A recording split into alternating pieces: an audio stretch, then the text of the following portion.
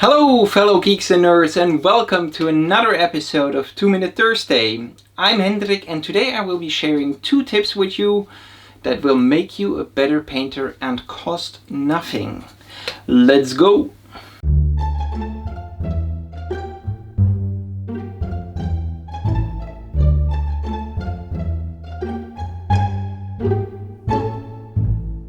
So tip number 1 is to get a handle for your miniatures. I myself use these wooden handles which I made myself and which costed me exactly €0 because I had the wood laying around in my shed.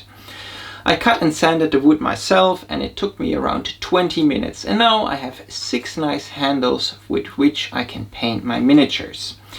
These handles have 3 main benefits. A, you are not touching your miniature with your oily or dirty hands. You usually have some kind of oil or dirt on your hands, and if you touch your miniature with them, that oily dirt collects on the miniature and it makes adherence of the paint more difficult. B is that it is easier to handle a miniature and also reach these difficult to reach spots, so you can just turn around, hold it in different things, and because you're not holding the miniature on the base, it's a lot easier to hold it and get in there with the brush. And C, and this ties in with tip number 2, is that the miniature is more stable.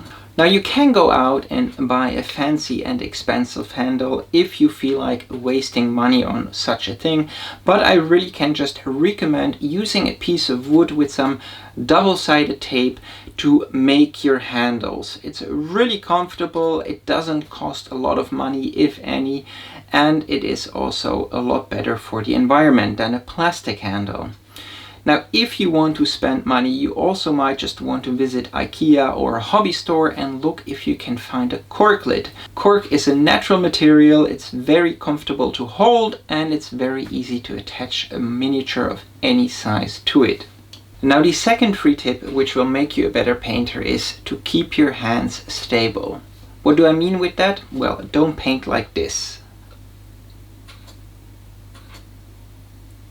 Don't do that. It's a bad example. If you watch miniature video content on YouTube, you will see that from Angel Giraldes to Trovarion and Gobbertown Hobbies, everyone is keeping their hands stable in one or another way. You can either stabilize your hands on your painting desk against each other, have a finger which is resting on the handle of your miniature, or use your handle for resting your hands on it and give it a more stable foundation. A stable hand simply gives you more control when painting with a brush.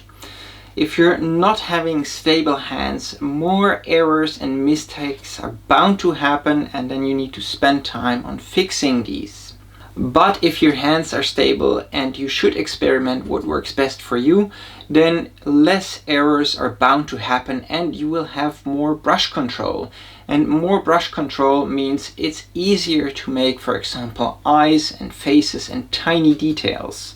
So in short, a stable hand means more brush control, and more brush control makes you a better painter. I have one final tip which in my experience will make you a better painter, but it does cost something. And that tip is to get a good light for your painting area.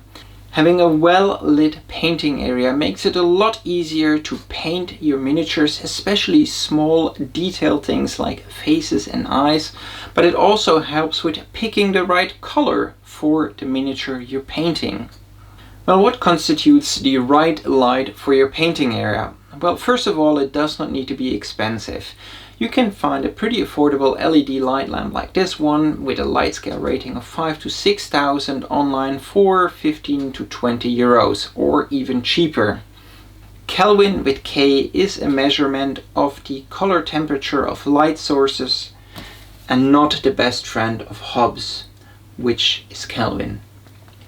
Between 5000 and 6000 Kelvin you have white light, which equals less color distortion. The simple guide is that the higher color temperature enhances white and blue hues, and the lower color temperature pronounces reddish warmer colors. I left a few links to suitable light bulbs and lamps, as well as an article in the description if you want to find out more. Well, that's it for today's 2-Minute Thursday. I hope you enjoyed these 2 tips, or 3, and that they will help you to become a better painter. If you want to see more miniature and geek content from me, hop over to the Paint All the Minis channel, where I also published a video today to another topic that you might already know from me from this channel. As always, thanks for watching and see you in the next one.